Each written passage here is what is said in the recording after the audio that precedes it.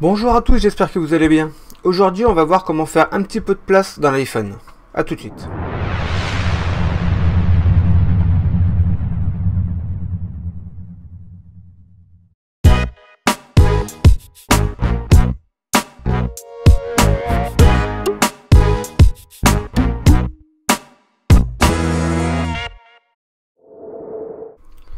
Donc voilà, vous prenez votre iPhone et là vous vous rendez compte qu'il est plein à craquer. Donc on va prendre l'exemple sur le mien. J'ai mon 5S dans la main et quand je switch d'une page à l'autre, vous voyez qu'il est quand même bien plein. Et vous remarquez même que certaines applications n'arrivent pas à s'installer. Donc toutes celles qui ne sont pas affichées avec l'icône qu'il devrait y avoir n'ont pas réussi à s'installer.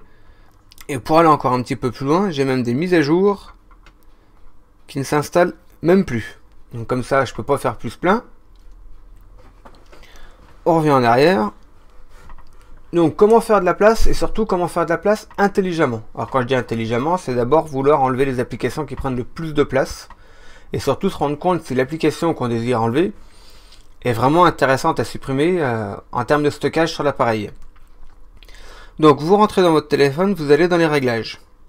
Là il suffit de descendre un petit peu et vous cherchez Général. Donc Général. Vous descendez encore une fois un petit peu, là vous retournez dans Stockage et Utilisation d'iCloud. Vous rentrez dedans, et là vous avez les informations que vous avez, les informations liées à votre stockage, le stockage donc de l'appareil, donc de l'iPhone en l'occurrence, mais ça peut être un iPad ou un iPod Touch, c'est exactement la même chose. Donc comme je vous le disais, il me remet une notification comme quoi mon stockage est presque saturé. Et on va même aller un petit peu plus loin, parce qu'on voit donc dans la partie du haut, on voit stockage, utilisé et disponible. Donc comme vous le voyez, il me reste 0 octet disponible. Donc pour faire moins, ça va être difficile. Donc en dessous, nous avons les informations via iCloud, mais ça, c'est pas lié à l'appareil. Donc on revient sur le haut, et on rentre donc dans Gérer le stockage. Là, vous rentrez dedans, vous laissez charger un petit peu.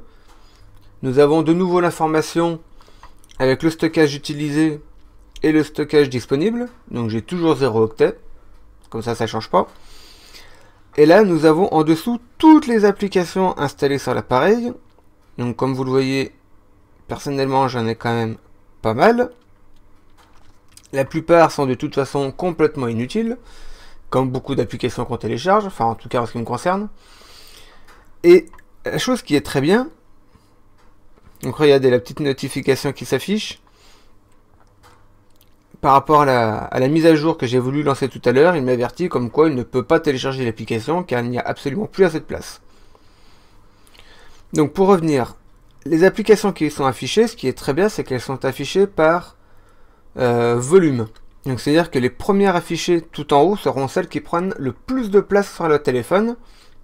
Donc, comme on voit, moi la première c'est une application de jeu, le jeu Island, qui me prend 1,4 Go, ce qui est quand même énorme quand on sait que là on parle sur un appareil qui fait 16 Go de capacité totale. Donc 16 Go moins la partie mangée, parce que c'est jamais 16 Go, il y a toujours un petit peu moins la partie utilisée par le système. Donc tout ça, ça descend très très vite. Et là, si on enlève encore 1,4 Go sur cet appareil, c'est tout de suite énorme. Et si on va à l'opposé tout en bas, on voit qu'au plus bas, j'ai 12 kilo-octets par l'application Podcast. Donc là, on est vraiment sur du volume qui est dérisoire. Mais c'était vraiment pour vous montrer que plus on monte, et plus l'application est lourde en volume de stockage. Donc là, arrivé là, il vous suffit de faire le tri entre les applications que vous voulez supprimer et regarder celles qui sont intéressantes à supprimer, donc celles qui prennent vraiment de la place. Donc moi, je vais faire très simple, je vais prendre la première. Et je dirais même les 3 premières, parce que comme on voit, c'est 3 jeux. 3 jeux qui prennent respectivement 1,4 Go, 1,2 Go et de nouveau 1,2 Go. Donc moi, je vais virer les 3. Pour ça, on va faire une par une. Donc il y a toujours la possibilité classique, depuis le Springboard, d'appuyer longuement sur l'application pour la faire trembler et d'appuyer sur la petite croix qui se met dans le coin. Donc ça va très bien quand vous savez d'office l'application à supprimer. L'intérêt de passer par ici, après... Une fois que vous en êtes là, donc vous voyez exactement le volume que prend l'application, vous sélectionnez l'application que vous voulez supprimer, et là elle vous propose tout simplement de la supprimer. Donc Vous cliquez sur supprimer l'application. Il vous avertit que l'application sera supprimée ainsi que tous ces documents et données. Donc c'est un peu comme un avertissement. Et là, il vous demande donc de confirmer à supprimer l'application si vous êtes sûr, ou de cliquer sur annuler si jamais vous avez fait une fausse manip, vous n'avez pas cliqué sur la bonne. Vous supprimez. Il y a un tout petit peu d'attente. Il supprime l'application et comme vous voyez, j'ai de nouveau 1,4 Go de disponible sur mon iPhone, ce qui correspond à la place que prenait l'application.